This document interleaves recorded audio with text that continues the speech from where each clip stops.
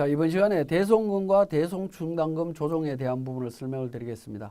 충당금은 채권의 대손으로 발생할 비용, 손실을 추정해서 비용으로 계상하는 금액을 말하는 거고요. 대손금은 회수가 불가능한 채권을 말합니다. 자, 대손충당금 설정 대상 채권의 범위를 보면 외상매출금, 대여금, 기타 이에 준하는 채권이라고 되어 있는데, 기타 이에 준하는 채권은 기업회계 기준상의 채권이 되겠습니다. 자, 충당금을 설정할 수 없는 부분 보시면 대여금입니다. 대여금, 수익에 직접 관련이 없는 승급금, 미수금, 그 다음에 수수료를 수입하는 수탁 판매업의 수탁물 판매 대금, 미수금이라든가 이런 부분들은 설정할 수 없습니다. 자, 송금 산입 한도는 설정률은 1%입니다. 1% 기준으로 해서 세무상 장부가액을 기준으로 대손율을 설정을 하시면 되겠습니다.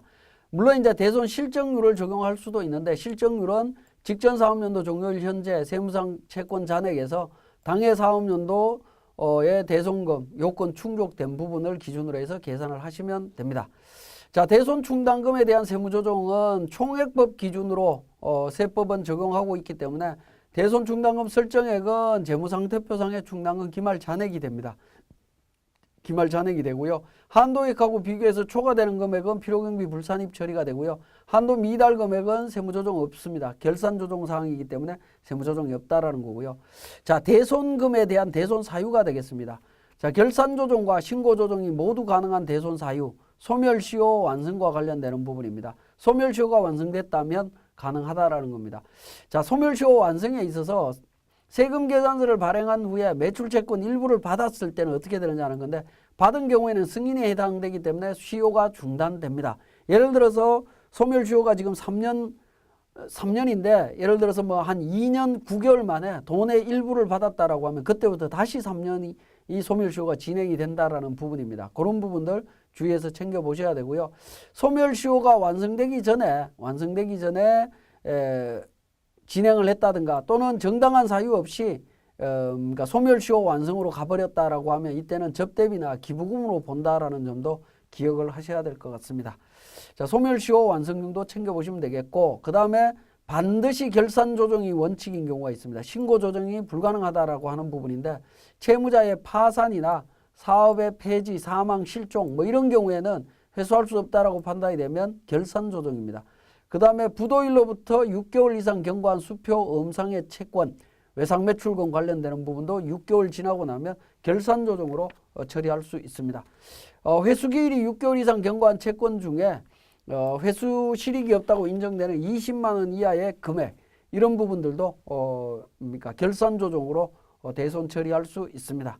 약정에 의한 채권 포기 금액은 어떻게 되느냐 하면 자, 원래는 이제 기부금 접대비로 보도록 되어 있습니다. 다만 이제 특수관계자 외의자에서 어쩔 수 없이 포기하는 것은 필요경비로 인정해 주겠다라고 되어 있습니다. 원칙적으로는 기부금이나 접대비로 본다라고 보시면 되겠고요. 대손충당금의 상계와 환입, 회수 관련되는 부분은 생략을 하겠습니다. 자, 그러면 이제 우리 8번에 우리 교재 8번에 보시면 대손세액과의 관계가 있습니다. 교재는 129페이지입니다. 대손세액과의 관계에 있어서 대손세액은 부가가치세법에 의한 겁니다. 대손세액과 관련되는 대손요건은 법인세나 소득세법과 일치하도록 되어 있습니다. 그래서 대손 확정이 이런 결산조정인 경우 장부상 비용 계상한 날이고요. 신고조정인 경우에는 그 사유가 발생한 날이 됩니다. 자, 그래서 결산조정사항의 경우에는 장부에 비용 계상했을 때 손익계산서의 결손 여부를 거래처와 상의한 후에 진행을 해야 됩니다. 왜냐하면 결산조정에 반영을 해서 대손 처리함으로써 당해연도의 그러니까 그 소득세, 세금은 줄일 수 있겠지만 재무제표가 결손이 됨으로 인해서 추후에 금융기관의 업무를 보는데 문제가 생길 수 있기 때문에 좀 주의를 하셔야 될 것 같습니다.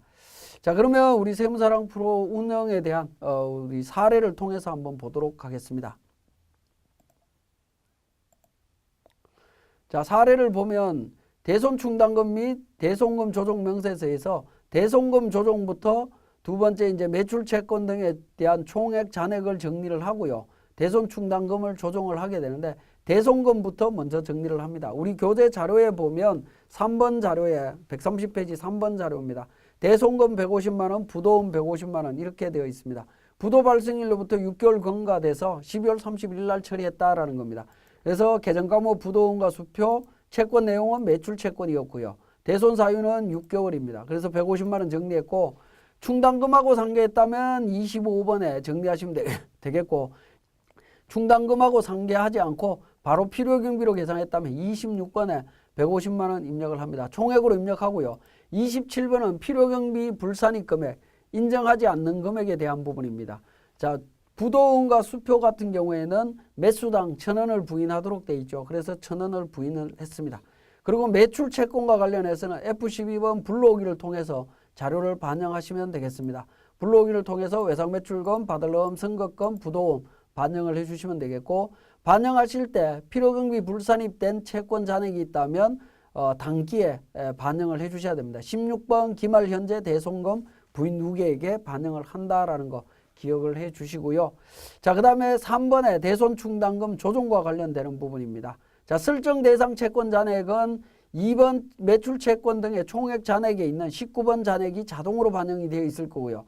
설정률은 그러니까 1%와 대손 실정률을 기준으로 하시면 되겠고 실정률은 직접 계산해서 반영을 해주시면 됩니다. 자, 필요경비 계상액에 대한 부분인데요. 자, 이 부분이 우리 법인세법에서 대손 충당금 조정 명세서 작성할 때 방법하고 조금 다르다라는 겁니다. 자, 9번의 충당금 기초잔액은 세무상 기초잔액을 의미합니다. 법인세법에서는 그러니까 그 장부상의 기초잔액을 의미했었는데 소득세법에서는 세무상 기초잔액을 의미하고요. 재무제표상의 충당금 기초가액에서 정기대손 충당금 한도 초과로 인해서 필요경비 불산입된 유보금액을 차감해서 하도록 되어 있습니다. 그래서 기초잔액은 300이었는데 한도 초과액이 50만 원 있었기 때문에 50만 원 뺀 금액 250으로 정리를 해주시면 됩니다. 그리고 환입할 금액이 250이 되겠고요. 12번 환입한 금액은 얼마냐면 환입한 금액은 충당금 설정하는 시점에 뭡니까? 잔액을 의미합니다. 그래서 기초잔액 300만 원이 들어가게 됩니다. 환입할 금액은 재무상태표상 충당금의 기초잔액을 의미한다라고 보시면 됩니다. 그렇게 입력을 하고 나면 과소환입이 마이너스 50만 원 나오죠.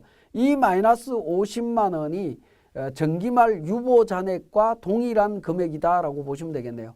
그렇게 해서 7번에 필요경비 계상액을 반영하게 되는데 7번 필요경비 계상액은 재무상태표상에 있는 충당금 기말 잔액을 의미합니다. 기말 잔액 1,300만 원 입력하게 되면 한도 초과액 583만 9,990원.